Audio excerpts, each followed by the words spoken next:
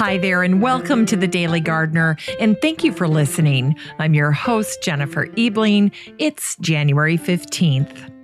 Today we celebrate a bryologist who Asa Gray called a noble fellow, and the botanist who, along with his wife, helped found the New York Botanic Garden in the Bronx. We'll learn about one of the first and most prolific professional female garden photographers, and the female botanist with a mountain named in her honor. Today's Unearthed Words feature poetry that's all about using our imagination and memory when it comes to our gardens in the dead of winter. And we grow that garden library with a book that helps us appreciate our garden through our senses during all 4 seasons. I'll talk about a garden item that is cute and functional and can be used outside of the garden as well. And then we'll wrap things up with the anniversary of the opening of the museum that was started with the estate of the botanist, Sir Hans Sloane. But first, let's catch up on a few recent events. Here's today's curated articles. First up is from the Herald Scotland. It was from Gardening with Dave Allen, Scent in the Winter Garden. Here are some great suggestions from Dave Allen about sweetly scented flowering shrubs for your winter garden. Now, of course, for your area where you're growing, you're going to need to do your homework to see if these would be appropriate for where you're growing. The last thing you want to do is plant something invasive. But these were Dave's suggestions. First up, take the small cream flowers of the shrubby Lonicera fragrantissima. The common name for this shrub is sweet breath of spring. These beautiful flowers suffuse the air with compelling fragrance, and you know they're frustratingly close when they're blooming, but sometimes you almost have to act as a sniffer dog to track them down because they're hidden in a tangle of leaf-striped twigs. For his next suggestion, Dave says, I can't see beyond Viburnum bodentense. The species he likes is dawn. He says, it's always a joy to have a whiff every time I pass by on the way up to the duck run. A flush of little buds readily replaces any that have been blasted brown by frost and snow. That's nice. Finally, he says, I'm thinking of shrubs like Mahonia japonica. This shrub has the common name Oregon grape holly. These shrubs boast highly scented sprays of the tiniest yellow buttons, so don't banish them to the gloomiest corner just because they're tough woodland edge plants. Why not plant them where you'll actually see them? So there you have it, Dave's top 3 choices for scent in the winter garden. That was from the Herald Scotland. And if you'd like to search for this post in the Facebook group for the show, just search for the word scent, and this post will pop right up. The next post that I curated this week was from House Beautiful. They shared a post called 6 Must-Visit Garden Shows for 2020. And these are all the top garden shows for England. If you're planning a visit, you might want to check this list to see if you can time it so that you can hit one of these shows during your stay.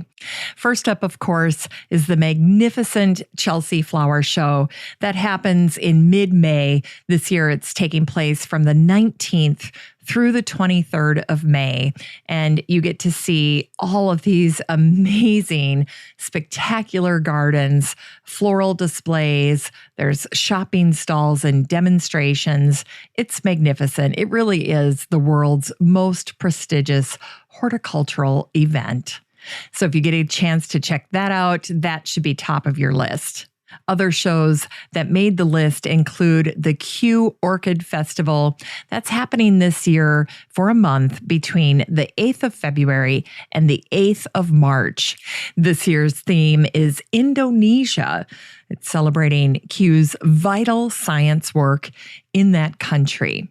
And because of that theme, you'll see an erupting volcano created from orchids and other tropical flowers. There'll be Indonesian food, music, dance, and a series of talks from Kew's orchid experts. Another great show is Gardening Scotland. That's happening during the last weekend in May from the 29th through the 31st. It's always held at the Royal Highland Centre in Edinburgh. Then the Chatsworth Flower Show will return for the 4th time in 2020. This one takes place in June from the 11th through the 14th. This year, we'll see the return of the mindfulness gardens. This is a category they launched to celebrate the benefits of gardens and outdoor spaces for physical and mental well-being. I couldn't agree more. It's why I end every show with, for a happy, healthy life, garden every day. Now, 5th on the list, provided by House Beautiful, is this fantastic event called Seedy Sunday. I love that. Every year on the first Sunday in February, and this year that's February 2nd, 2 cities in Britain host England's largest community seed swap. I love seed swaps, and I especially love the name of this event, Seedy Sunday. What a great idea. And if you're so inspired, you could start your own Seedy Sunday in your community. The final event on this list is Gardener's World Live, which takes place from the 18th to the 21st of June. From Monty Don to Carol Klein, the gardening pros from England will share their best tips on stage. There'll be garden walks with the experts, one-on-one advice, and beautiful displays packed with practical ideas for your outdoor space. So there you go, the 6 top garden shows in England for 2020. This was a great post written by Olivia Heath, the digital editor at House Beautiful. If you'd like to check out this post in the free Facebook group for the show, just search for show. This post will pop right up. Now, you hear me talk about the free Facebook group for the show. If you'd like to join that and be able to check out curated articles for yourself, you're in luck, because all you have to do is go to the very top of your Facebook page. The next time you're on Facebook, go up to the search bar and type in the Daily Gardener Community. Then click on the search result, request to join, and I'll admit you into the group. It's totally free. You'll see garden articles that I share with you. It'll show up in your feed along with the nice pictures of your friends and family. So you'll have some interesting things to read in between checking out all of the status updates. Or you could actually go into the group, just click on the name of the group and see what other listeners are up to.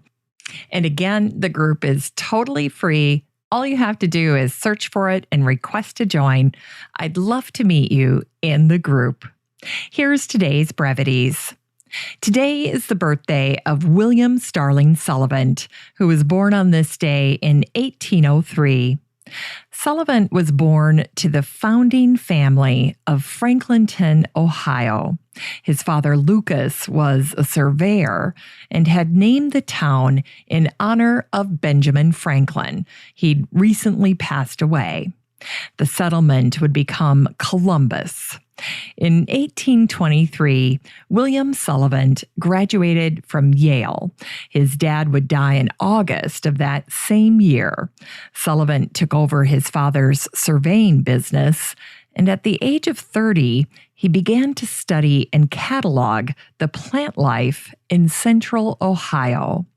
In 1840, Sullivan published his Flora, and then he started to hone in on his calling, mosses. Bryology is the study of mosses. The root bryos is a Greek verb meaning to swell. It's the etymology of the word embryo. Bryology will be easier to remember if you think of the ability of moss to swell as it takes on water. As a distinguished bryologist, Sullivan not only studied and cataloged various mosses from across the United States, but also from as far away as Central America, South America, and from various islands in the Pacific Ocean. Mosses suited Sullivan's strengths, requiring patience and close observation, scrupulous accuracy, and discrimination. Sullivan's first book was called Muscae Alleghanienses. It was exquisitely prepared and mounted with letterpress of great perfection, and there were just 50 copies distributed. In 1864, Sullivan published his magnum opus.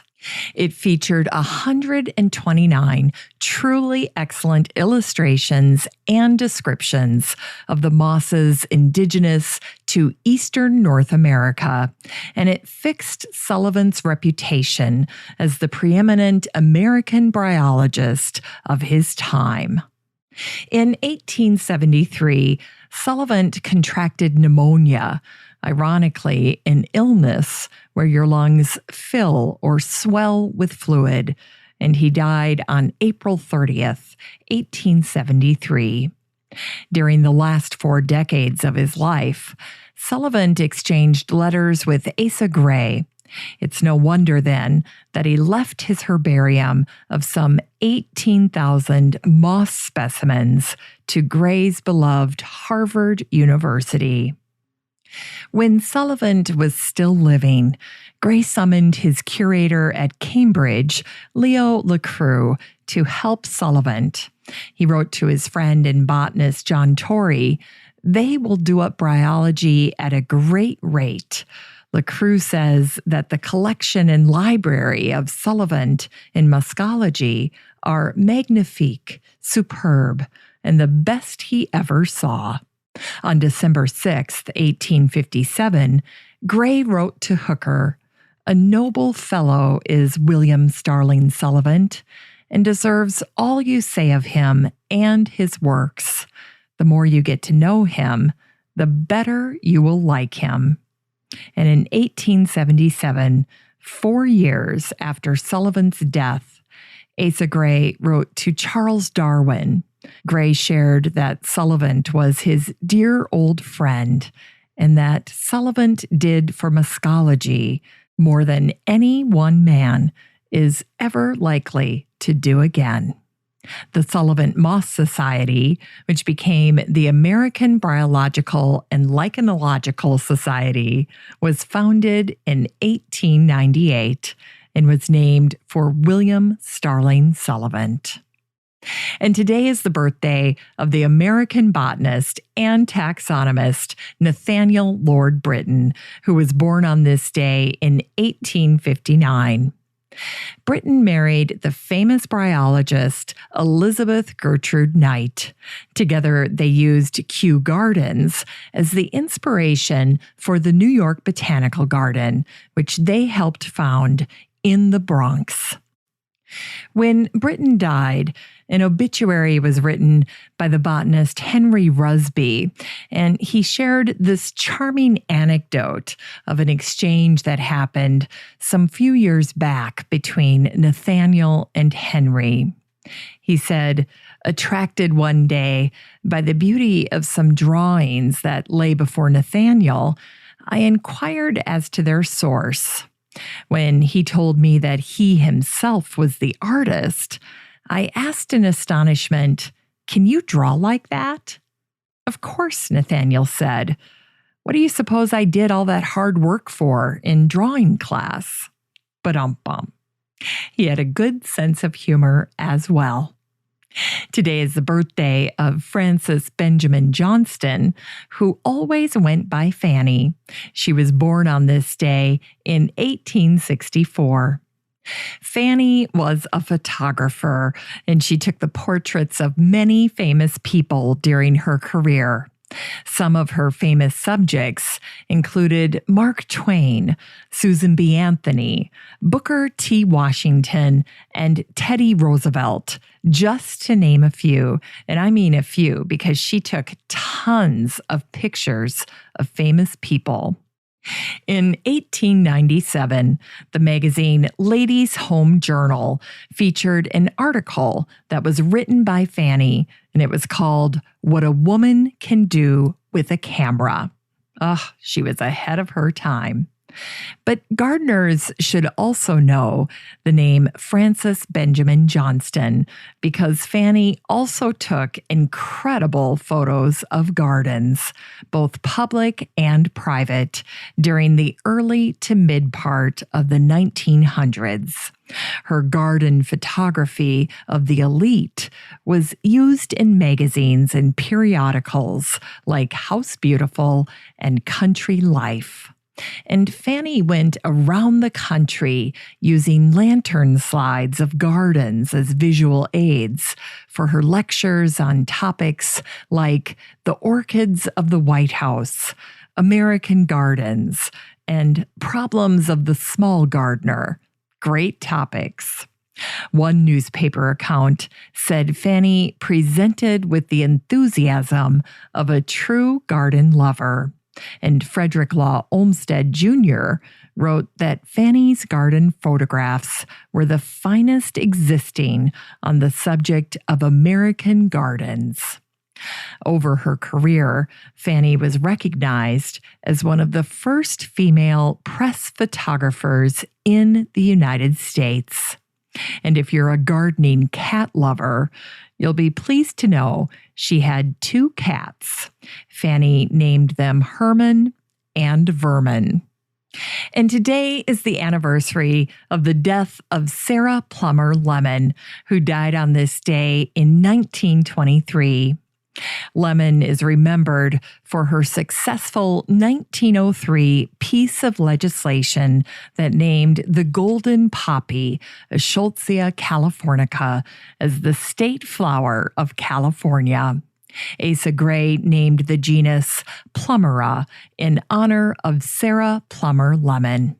Plummera is yellow wildflowers in the daisy family. They bloom from July through September in southeastern Arizona.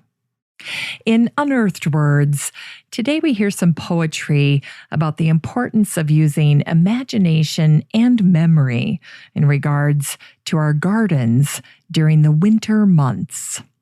This first one's from Catherine White. She was married to the author of Stuart Little, and she was a garden author. She wrote, "From December to March, there are, for many of us, 3 gardens: the garden outdoors, the garden of pots and bowls in the house, and the garden of the mind's eye." Celia Thaxter, the American poet and storyteller, wrote this: "Soon will set in the fitful weather, with fierce gales and sullen skies and frosty air, and it will be time to tuck up safely my roses and lilies and the rest for their winter sleep beneath the snow, where I never forget them, but ever dream of their wakening in happy summers yet to be." Here's a little verse from Dr. Charles Garfield Stater, who was a Methodist pastor and West Virginian poet and the author of Buckwheat Fields and Brush Fences. "Of winter's lifeless world, each tree now seems a perfect part, yet each one holds summer's secret deep down within its heart."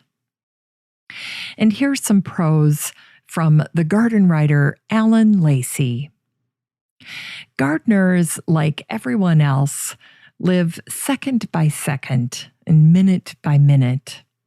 What we see at one particular moment is then and there before us.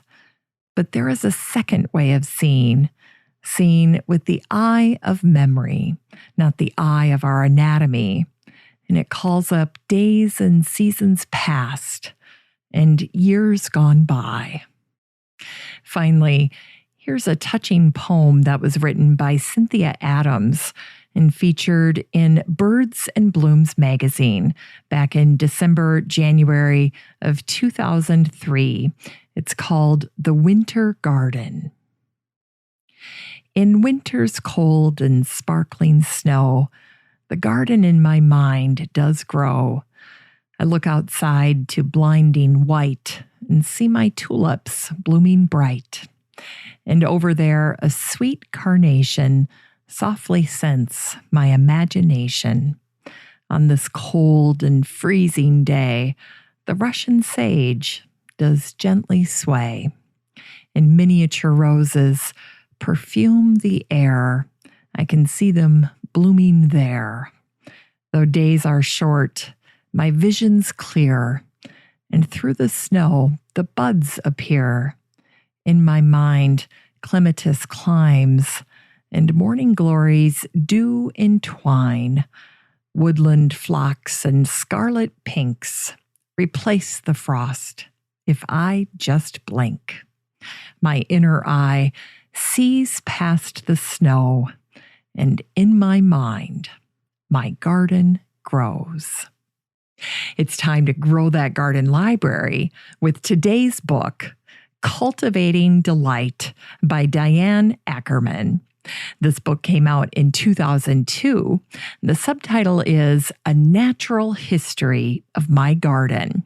This book was the sequel to Diane's bestseller, A Natural History of the Senses. In this book, Diane celebrates the sensory pleasures of her garden through the seasons, in the same vein as Tova Martin's The Garden in Every Sense and Season, one of my favorite books. Diane is a poet, an essayist, and a naturalist, and she writes in a lyrical and sensuous prose. Let me give you an example. Here's how Diane starts her section on spring. One day, when the last snows have melted, the air tastes tinny and sweet for the first time in many months. That settled tincture of new buds, sap, and loam, I've learned to recognize as the first whiff of springtime.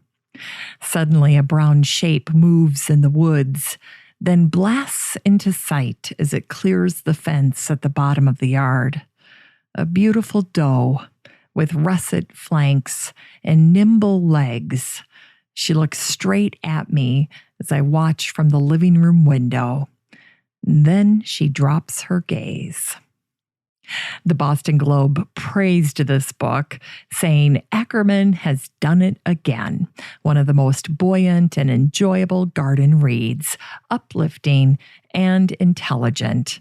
The New York Times said, understated elegance, lush language, historical and scientific nuggets, artful digressions, and apt quotations. Ackerman's book reminds us that we too can make our paradise here, and that tranquility can be achieved by contemplating the petals of a rose. You can get a used copy of Cultivating Delight by Diane Ackerman and support the show using the Amazon link in today's show notes for under $2. And here's today's great gift for a gardener. It's a shamrock green buffalo check or buffalo plaid apron, and it's $14.99 on Amazon. I have a thing for aprons. I love hunting them down, finding them, finding great deals on aprons. I like to have my student gardeners use them. They get to have a place for their phone, and they use their phones quite a bit when they're working for me. And I also often get a set of aprons to bring to family gatherings because they make for such cute pictures of all the gals working in the kitchen together. This year for the garden, I found this adorable shamrock green buffalo check apron. It's perfect for my student gardeners. It's got that pocket in the front for their phones and for anything else they might need to carry with. And it's just so cheerful. And I can't wait to see them all in their aprons. Now, if you're not a fan of shamrock green, but you do like buffalo plaid, this apron comes in several colors. You can get red and white or red and black, pink and white, blue and white, a tone-on-tone gray, and a black and white. So there are tons of options. Now, if you're going to get this for your landscaping business, it'll be great because there's plenty of space for logo printing or a monogram or some kind of embroidery so that you could make it a personalized birthday gift for Mother's Day or some upcoming event. It's super cute. Finally, here's something sweet to revive the little botanic spark in your heart. It was on this day 261 years ago in 1759 that the British Museum opened. The British Museum was founded in 1753 when Sir Hans Sloane left his entire collection to the country of England. At first glance, a personal collection doesn't sound worthy of starting a museum, but over his lifetime, Sloane ended up becoming a one-man repository for all things relating to the natural world and its discoveries. Sloane outlived many of the botanical explorers and collectors of his day, and as they would die, they would bequeath him their herbariums and collections. So when Sloane passed away, he essentially had become the caretaker of the world's natural history, aka the British Museum. Today, the British Museum is the largest indoor space captured by Google Street View. Google mapped the museum in its entirety in November of 2015. And so it's now available online to all of us for free at any time. So when your friends ask you what you're doing, you can say, "I'm going to tour the British Museum. What are you up to?" Thanks for listening to The Daily Gardener. And remember, for a happy, healthy life, garden every day. The Daily Gardener is produced weekdays in lovely Maple Grove, Minnesota. You can find complete show notes over at thedailygardener.org. And be sure to share the show with your garden friends. You can find The Daily Gardener on all your favorite social media, Instagram, Twitter, and Pinterest, and of course, Facebook. While you're over at Facebook, don't forget to join the Daily Gardener community. Just search for these 3 words, Daily Gardener Community. The group will pop right up and then request to join. Finally, I want to thank my team at Podfly Productions, where my fabulous editor is Eric Begay.